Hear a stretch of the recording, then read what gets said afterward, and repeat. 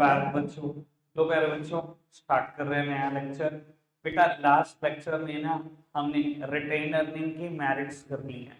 अभी बेटा retain earning की डीमेरिट्स करनी है और आज बेटा कुछ नए टॉपिक भी स्टार्ट कर।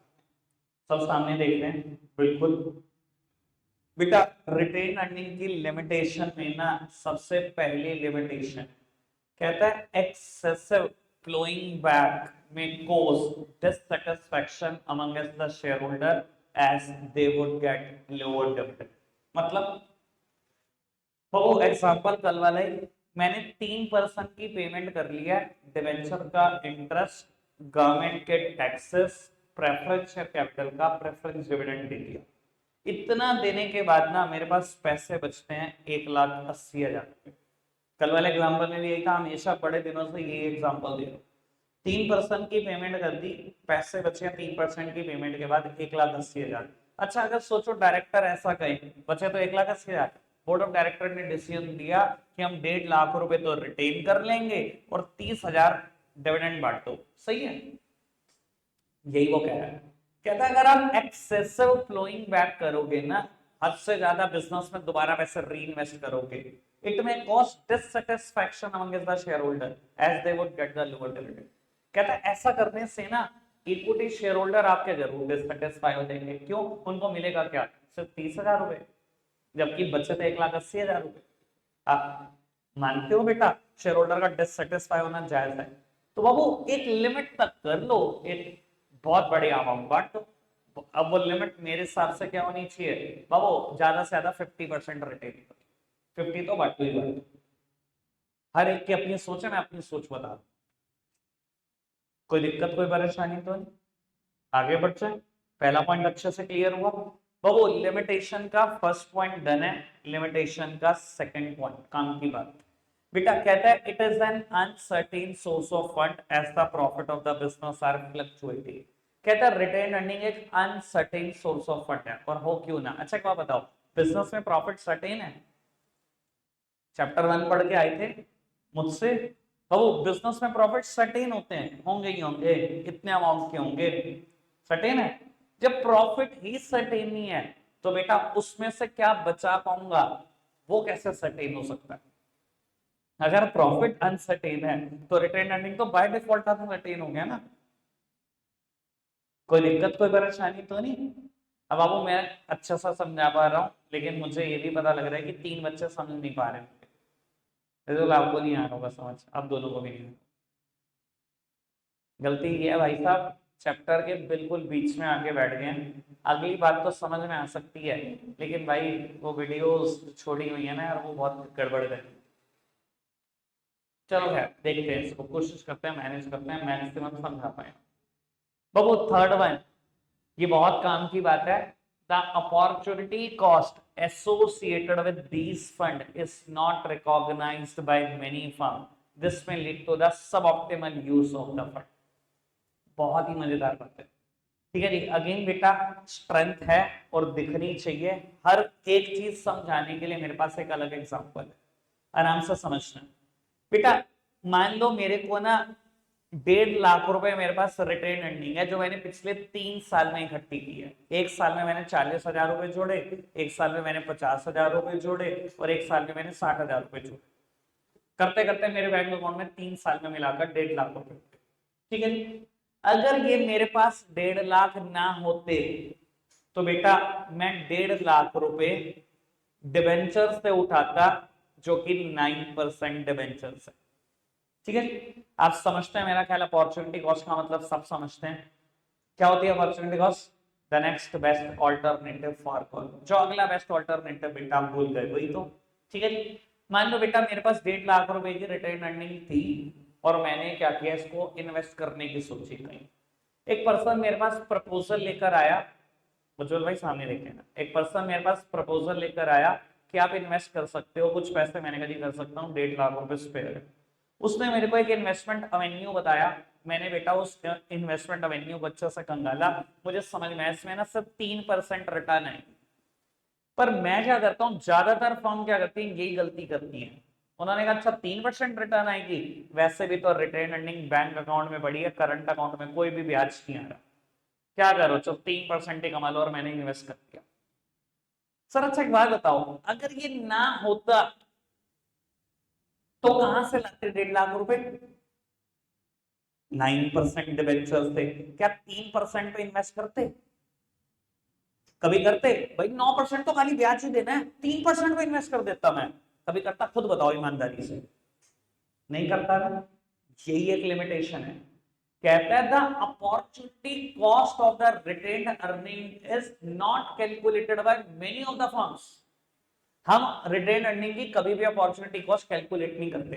रिटेन अर्निंग ना होती तो अगला बेस्ट मेरे पास क्या होता? 9% डिवेंचर होता। कहता है हमने कभी इसकी अपॉर्चुनिटी कॉस्ट नहीं देखी। This may lead to the suboptimal use of the retained earning. और मैं इसके चक्कर में क्या करता हूं, सब ऑप्टिमल इस्तेमाल कर जाता हूं रिटेन अर्निंग का। सब ऑप्टिमल समझते हैं? ऑप्टिमल मतलब बहुत अच्छा, सब ऑप्टिमल मतलब बहुत कबाड़। अगर मैं ये देख लूं ना कि अगला बेस्ट 9% है, तो मैं हमेशा ऐसी जगह पर इन्वेस्ट करना चाहूंगा जहां से 10%, 11%, 12%, 13%, 14% रिटर्न है। मैं कभी ये अपॉर्चुनिटी कॉस्ट देखता नहीं हूं और हमेशा सोचता हूं अच्छा रिटेन अर्निंग जिसकी कोई कॉस्ट नहीं देनी, कोई रिस्क नहीं है, कोई फ्लोटेशन कॉस्ट नहीं, चल भाई 2% में मिल रहा तो वो भी ले ले। भाई ये चीज डिवेंचर के साथ सोचते 2% में मिल रहा तो ले ले, वहां सोचते 12 तो आ जाए, 13 तो आ जाए। तो यही चीज रिटेन अर्निंग के साथ सोचो, 12-13% आप यहां पे भी कमा सकते हो। क्लियर है बात? पक्का से? बाबू एक बार फटाफट से जरा तीनों पॉइंट दोबारा पढ़ दो, अगर कोई भी इशू आता है तो आप पूछ सकते हो। एक बात और, आज से बेटा वीडियो पब्लिक नहीं होंगी, कोई भी वीडियो पब्लिक नहीं होगी। ठीक है जी? आपकी कोई इशू है आप मुझे मैसेज करो, तब मिलेगी वीडियो आपको पर्सनली। ठीक है जी? चलो, तो लास्ट वाला पॉइंट एक बार मैं दोबारा से रिपीट कर रहा हूँ। कहता था opportunity cost associated with these fund is not recognized by many firm. This may lead to the optimal use of suboptimal use of the fund. अब बेटा आराम से जरा इस चीज को समझ लो, क्या ये कहना चाहता है। अच्छा मैं कहूं कि मेरे पास 1.5 लाख रुपए है रिटेन अर्निंग में जो मैंने 3 साल में जोड़े। अगर रिटेन अर्निंग ना होता तो मेरे पास ना चॉइसेस हैं कुछ। ये 1.5 लाख रुपए मैं प्रेफरेंशियल से भी ले सकता हूँ, 9%, 12%, 9% डिवेंचर से भी ले सकता हूँ, 10% बैंक लोन से भी ले सकता हूँ, और भी मेरे पास एक दो चॉइसेस हैं। ठीक है? अच्छा क्या होती है बेटा opportunity cost? Next best alternative. अगर ये ना होता तो नेक्स्ट बेस्ट क्या है? 10% बढ़िया है, 12% बढ़िया है, 9% बढ़िया है, 9% बढ़िया। ठीक है? कहता है यही अपॉर्चुनिटी कॉस्ट बहुत सारी फर्म रिकॉग्नाइज नहीं करती, इसको ही कैलकुलेट नहीं करते आप। अब इसको ना कैलकुलेट करने से क्या गलतियां होती है मैं बताता हूँ। आप सिर्फ ट्रेड अर्निंग के बारे में सोचते हो, आपको क्या लगता है कि मैंने खुद कमाया, अपने आप को तो कोई कॉस्ट देनी नहीं, zero cost, zero flotation cost, zero risk, मेरा ही तो पैसा है, कहीं भी फेंकू। अब बेटा वो फेंकने के चक्कर में ना हम बड़ा खराब इस्तेमाल कर जाते हैं, बड़ा सब ऑप्टिमल यूज कर जाते हैं। क्या हो सकता है वो सब ऑप्टिमल इस्तेमाल? कि मैंने एक इन्वेस्टमेंट प्रोजेक्ट देखा जहां सिर्फ 3% रिटर्न आ रही थी, मुझे ये लालच लगा कि यार करंट अकाउंट में तो बढ़िया 1.5 लाख, वैसे कौन सी ब्याज आ रही है, चल 3% ही कमा, मैंने फटाफट से इन्वेस्ट कर दिया। अब यार ये तो सोचो कि अगर ये ना होते तो 9% डिवेंचर से होते पैसे, अगर 9% डिवेंचर से आए होते पैसे, कभी 3% वाले प्रोजेक्ट में इन्वेस्ट करते? वहां 12-13 तो ढूंढते। तो यही बताने की कोशिश कर रहा है कि हम रिटेन अर्निंग की कभी भी अपॉर्चुनिटी कॉस्ट को रिकॉग्नाइज नहीं करते, जिसकी वजह से क्या होता है मैं अपने पैसे का ही सब ऑप्टिमल यूज कर जाता हूं, खराब यूज कर जाता हूं। क्या मैं क्लियर हूं इस बात को लेकर? बिल्कुल अच्छे से बढ़ जाए आगे। पक्का? Retain earning done. बाबू अभी ना मैं नोट्स को छोड़कर, मतलब एनसीईआरटी को छोड़कर, अब अपनी तरफ से बेटा दो सोर्स ऑफ फाइनेंस के बारे में सारा इंट्रोडक्शन दे रहा हूं। ठीक है जी? पूरी जान लगानी है, इसको बहुत अच्छा समझना है, और ये टॉपिक आज खत्म नहीं होगा जो मैं आज समझाने जा रहा हूँ। ठीक है ना? समझने के बाद थोड़ा बहुत आज पढ़ा जाएगा, थोड़ा बहुत कल के लिए रह जाएगा। ठीक है? जब ये 6 हो जाएंगे, कल तक हो जाएंगे, तो तैयारी कर लेना बेटा सुनाने की। उस टाइम आप सुनाओगे क्या? ये दो जो मैं आप करा रहा हूं और रिटेन अर्निंग पूरा। ठीक है जी? 3। ठीक है पुत्र? और लगभग 2.5 पहले सुना चुके हो, तो सब लगभग सब साथ साथ चलता रहेगा। ये मैंने पहले ही बोला बेटा मुझे ये चैप्टर बिल्कुल बाय हार्ट लर्न कराना है, जैसे ही खत्म हो सबको याद होना चाहिए। बाबू एक सोर्स ऑफ फाइनेंस जिसका मैं डिस्कशन करने जा रहा हूं उसका नाम है पब्लिक डिपॉजिट्स। और बेटा इसको कंपेयर करने जा रहा हूं मैं विद कमर्शियल पेपर्स। बहुत बहुत बहुत आराम से समझेंगे। बाबू अभी क्या होगा, जो मैं बता रहा हूं ना, बहुत सारे टीचर ना बहुत सारी चीजें कटवाएंगे इस चैप्टर में, मैंने शुरू होते ही बोला था। ठीक है जी। तो बाबू अभी उनकी परवाह मत करना, अभी सोचो कि सब कुछ सीखने पे जोर देना। जब मैं इन चैप्टर का रिवीजन कराऊंगा ना तब वही करा दूंगा जो आपके टीचर्स ने करा। अभी सब कुछ सीख लो, क्योंकि बेटा 12th में बहुत काम आएगा। सब कुछ सीखाऊंगा, सब कुछ काम आएगा, एक एक पाई पाई काम आएगी बेटा इस चैप्टर में। पाई पाई काम आनी है, ध्यान रखना। चलो बाबू क्या होते हैं पब्लिक डिपॉजिट्स, क्या होते हैं कमर्शियल पेपर? जितने बच्चे आज आकर बैठे हैं जिनका वेरी फर्स्ट डे इस चैप्टर में, उनको समझ में आएगी बात। बाबू क्या होते हैं पब्लिक डिपॉजिट्स, क्या होते हैं कमर्शियल पेपर, क्या फर्क है? बेटा बहुत सारी सिमिलैरिटीज और इक्का दुक्का फर्क। बेटा these are issued by the company. एक कंपनी इशू कर रही है, उसका डॉक्यूमेंट का नाम है, किसी का नाम है पब्लिक डिपॉजिट, किसी का नाम है कमर्शियल पेपर। बस एक कागज का टुकड़ा ही है। पब्लिक डिपॉजिट जैसा कि नाम सजेस्ट कर रहा है बेटा, आप पब्लिक को देते हो और पब्लिक से पैसे लेते हो इसके बदले। और कमर्शियल पेपर बेटा ये इशू तो करती है कंपनी, ये भी इशू करती है कंपनी, पर बेचती किसको है? पब्लिक को। ये किसको बेचते हो? ये दूसरी कंपनी और कॉर्पोरेट्स को बेचते हो। यानी कि issued by the company and purchase by the company. बेटा बेचने वाली भी कंपनी और खरीदने वाली भी कंपनी, या बेचने वाली तो कंपनी लेकिन खरीदने वाले पब्लिक। बाकी 99% केस में इसमें कोई फर्क नहीं है। मैं कुछ बातें बोलूंगा दोनों के लिए सिमिलर। ये दोनों शॉर्ट टर्म बोरोइंग का पार्ट। क्या होती है शॉर्ट टर्म बोरोइंग? बड़े दिन हो गए, याद नहीं आएगा। बहु अगर किसी चीज के पैसे कंपनी को एक साल में वापस करने हो तो उसे क्या बोलते हैं? Short term source of finance. और अगर 1 से 5 साल में वापस करने हो, medium term source of finance. और अगर 5 साल के बाद वापस करने हो तो long term source of finance. ठीक है जी। यानी कि बेटा अगर मैंने इन दोनों को बोला short term source of finance तो समझदार तो इशारा समझ गए, मतलब इनके पैसे कब वापस हो जाएंगे? With in a year. समझ आई बात? क्लियर? सर ये इशू क्यों हो रहे हैं और पब्लिक क्यों इंटरेस्ट दिखाएगी इसमें? मैं आइडिया देता हूं आपको, पब्लिक इंटरेस्ट क्यों दिखाएगी। बेटा ये इशू होने में ना कंपनी का भी भला और बेटा पब्लिक का भी भला। कंपनी का भी भला और पब्लिक का भी भला, ये मैं कैसे बोल रहा हूँ? तो अच्छा आप बताओ, अगर आप बैंक में मैक्सिमम ब्याज के लिए जाओ तो एफडी कराओगे? सबसे ज्यादा ब्याज एफडी देती है। आपने एफडी करा दी, कितने % ब्याज मिलेगी? 6। और मैं कंपनी सस्ते से सस्ता भी लोन ढूंढने जाऊं तो 10-11% पे मिलेगा। सस्ते से सस्ता लोन किस पे मिलेगा? 10% ब्याज पे, 11% ब्याज पे, इससे कम नहीं मिलेगा। मैंने आपको भी लालच दिया और मेरे भी भला। मैंने कहा मेरी कंपनी के पब्लिक डिपॉजिट खरीद लो, 8% ब्याज दूंगा। आपको क्या लगा कि बैंक एफडी तो कभी 6 से ऊपर देगी नहीं, 8 कमा लेता हूं। और मुझे क्या लगा कि बैंक से लोन लेता तो 10% में मिलता, पब्लिक से ले लेता हूँ 8% में मिल गया। समझ में आ रही बात? तो बेटा मेरा तो भला हुआ इशूइंग कंपनी का, जो परचेस कर रहा है उसका भी भला हुआ। ठीक है जी। और सेम बात अगर आप यहां सोचो तो बेटा दूसरी कंपनी का तो बहुत भला हुआ। मैंने इशू किया, मैंने कहा जी 10% बैंक को देता, चला 8% कमा ले। बेटा दूसरी कंपनी जो मेरा खरीदेगी कमर्शियल पेपर, उसका तो बहुत भला हो गया। कैसे? बाबू उसके तो करंट अकाउंट में पैसे बड़े होते हैं, कंपनी के पास तो सेविंग अकाउंट भी नहीं होता, पब्लिक के पास तो होता है। तो वो तो एफडी उफडी करा सकती है, कंपनी तो एफडी भी नहीं करा सकती, सेविंग अकाउंट भी नहीं होता। उनके तो करंट अकाउंट में पैसे होते हैं, 0 ब्याज मिलती है। अगर वो मेरी कंपनी का कमर्शियल पेपर खरीद ले 8% कमा लेगा। समझ आ रही है बात? 0 कमाता, 8 कमाने का मौका दे रहा हूं उसको कि मेरी कंपनी के कमर्शियल पेपर खरीद, 8% ब्याज ले लियो साथ में। मेरा तो भला ही है, मुझे बैंक से लोन मिलता 10% है, मैंने कहा तू 8%। कोई दिक्कत कोई परेशानी तो नहीं? समझ में आ रही बात? अब बेटा कमर्शियल पेपर का एक दूसरा नाम भी है, इसे बेटा प्यार से बोला जाता है इंटर कॉर्पोरेट डिपॉजिट्स। इसे प्यार से बोला जाता है इंटर कॉर्पोरेट डिपॉजिट्स। मैं बहुत हाई लेवल बातें करूंगा, बहुत सारी बातें 12th की भी कर दूंगा।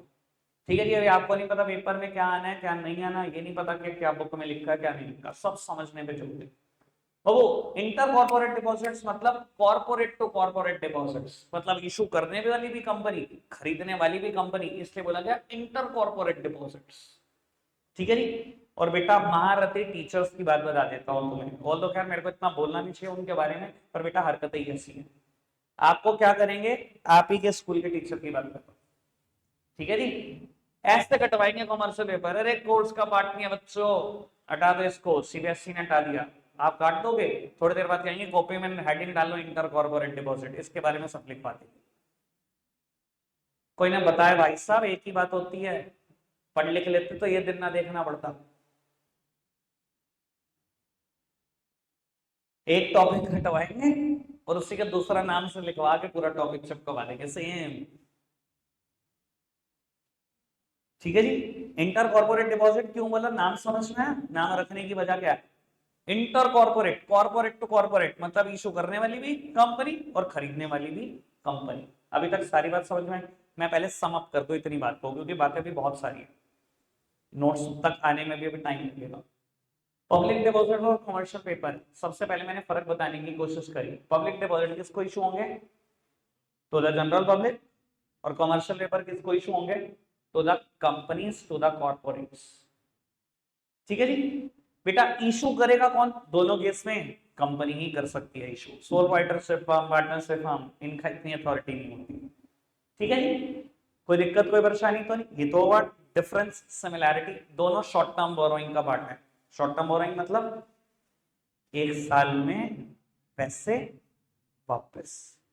ठीक है जी बाबू।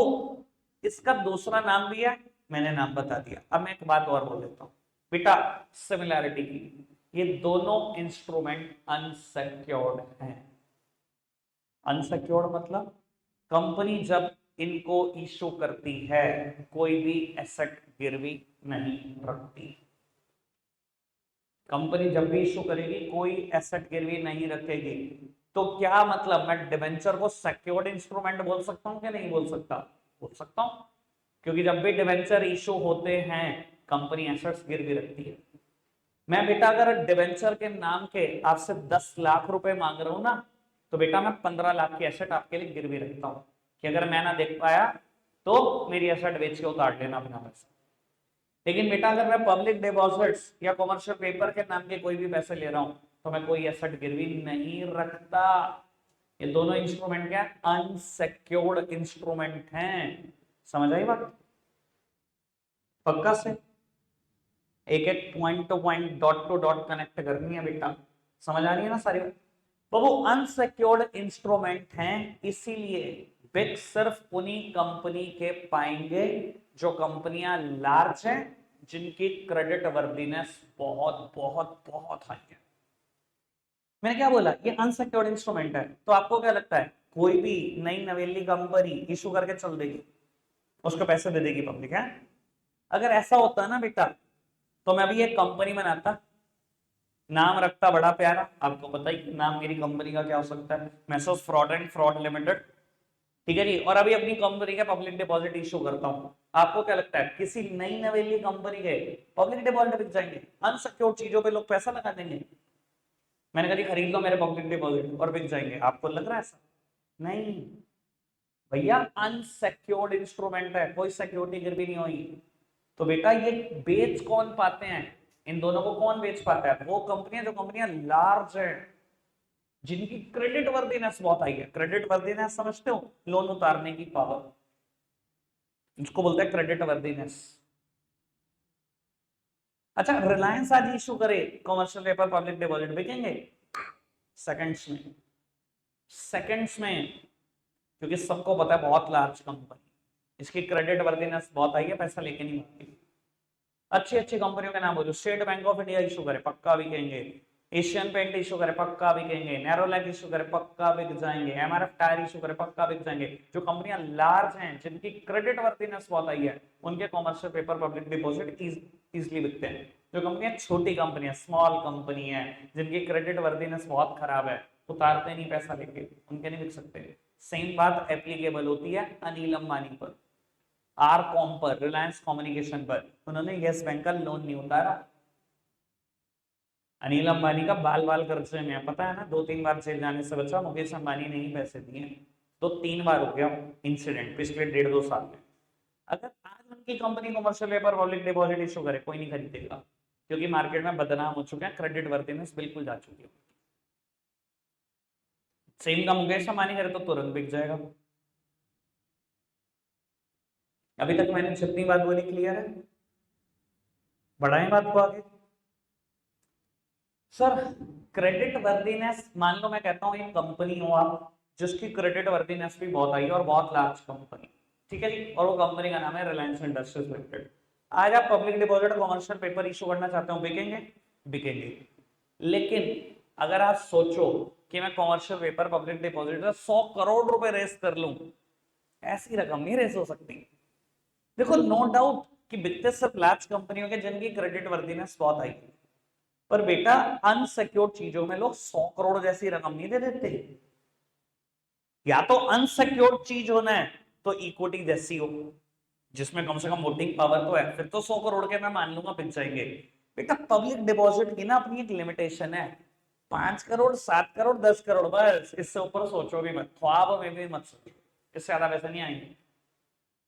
अनसिक्योर्ड चीजों में लोग पैसे बहुत ज्यादा इन्वेस्ट नहीं करते, क्योंकि आप बड़ी कंपनी हो इसमें आपको 5-7 करोड़ मिल जाएंगे, छोटी कंपनी को तो 1 रुपया भी नहीं मिलेगा, 1 रुपया इकट्ठा करके दिखा दे मुझे, मान सकूं। समझ आई बात? यानी कि 100 200 500 करोड़ जैसी रकम ये कभी भी पब्लिक डिपॉजिट और कमर्शियल पेपर से रेस नहीं की जा सकती। पब्लिक डिपॉजिट कमर्शियल पेपर की लिमिटेशन है 5-7-10 करोड़ की, इससे ज्यादा नहीं। क्लियर है अभी तक सारी बात? आखिरी की 2 बातें जो मेरे को अभी बतानी है, फिर मैं नोट्स पढ़ाने के लिए एलिजिबल हो पाऊंगा। बेटा उन 2 बातों में पहली बात यह है कि कमर्शियल पेपर और पब्लिक डिपॉजिट 2 ही पर्पस के लिए इशू हो सकते हैं। 2 ही पर्पस है, सुनना बहुत आराम से सुनना।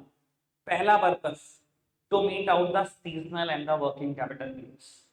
बेटा अगर कंपनी को सीजनल या वर्किंग कैपिटल नीड के लिए पैसा चाहिए तो बेटा आप कमर्शियल पेपर और पब्लिक डिपॉजिट्स की तरफ भागते हो। और दूसरा भी है, पहले मैं पहले को और अच्छे से क्लियर करता हूँ, मेरी तरफ देखना। आप एक कंपनी हो वोल्टास, टाटास प्रोडक्ट, टाटा का बहुत बड़ा नाम, क्रेडिट वर्दीनेस बहुत आई, कंपनी बहुत लार्ज। बेटा वोल्टास को ना दिसंबर में लगा कि यार एसी का सीजन आने वाला है और हमारे पास वर्किंग कैपिटल बिल्कुल नहीं बढ़ी, मतलब सीजनल कैपिटल जो हमें चाहिए भाई, एसी एक प्रोडक्ट सीजनल प्रोडक्ट है, हमारा बिकता ही प्रोडक्ट बेटा फरवरी में बिकना शुरू हो जाता है और बेटा सितंबर अक्टूबर एंड तक खत्म हो जाता है, सीजनल प्रोडक्ट है।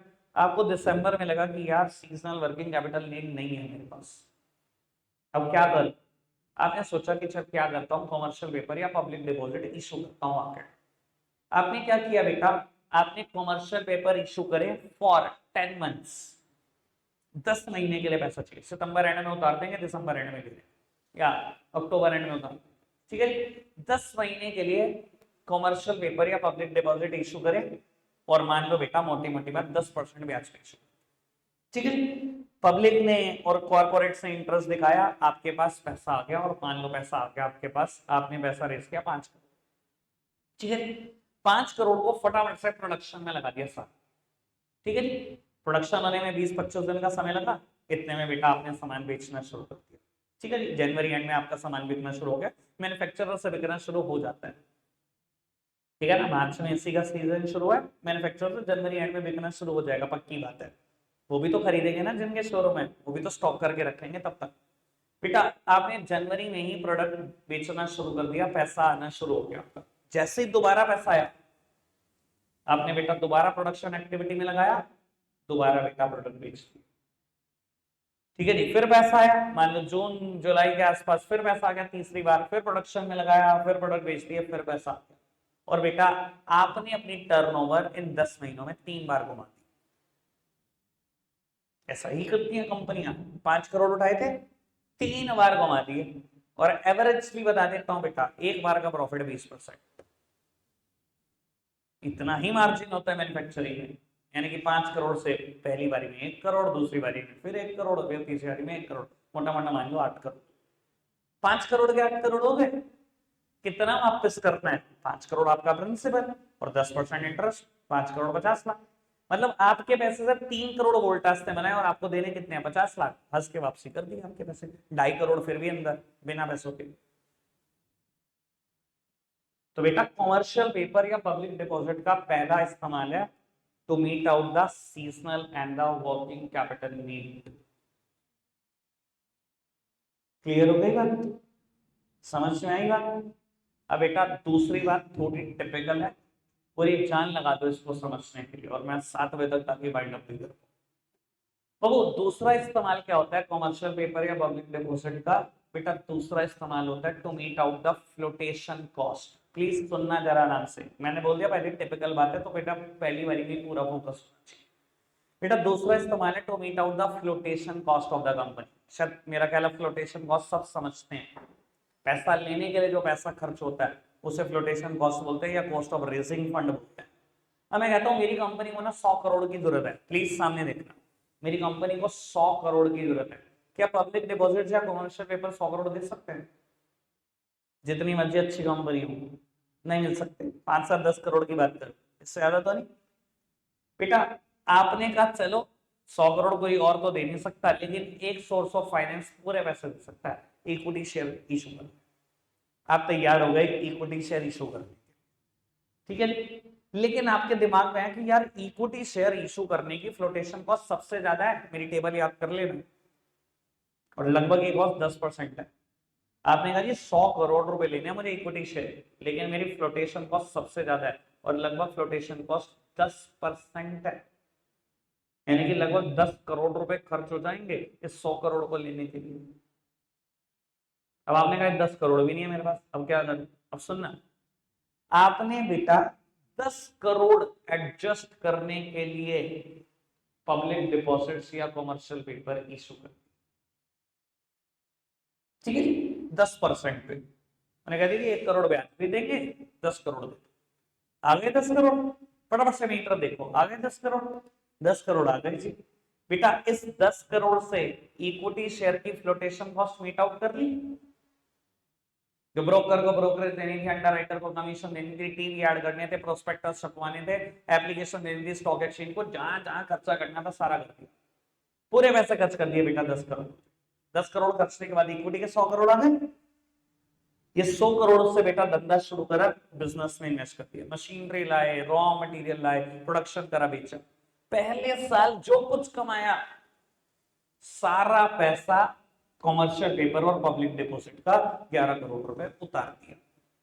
100 करोड़ रुपए लगा रहे हो, कंपनियां मैन्युफैक्चरिंग में लगाती हैं, मैंने अभी बताया बेटा 15-20% तो मोटी मोटी बात है कमाने की कंपनी। मैं कहता हूं 15% भी कमाया 100 करोड़ पे, 15 करोड़ कमा लिए, 11 करोड़ वापस कर दिए उनके ब्याज समेत।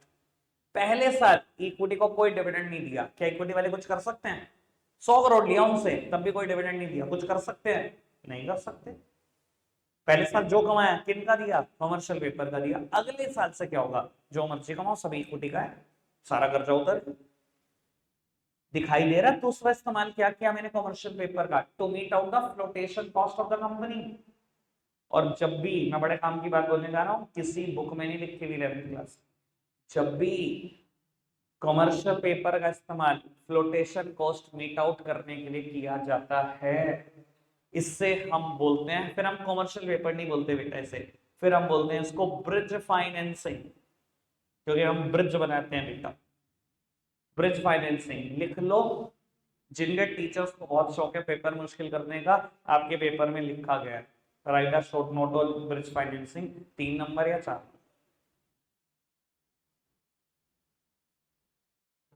ठीक है जी, अभी मैंने इंट्रोडक्शन ही दिया है, अभी मुझे एनसीईआरटी से पढ़ाना बाकी है। आई होप कल तक हो जाए ताकि मैं परसों सुनने वाला बनूं।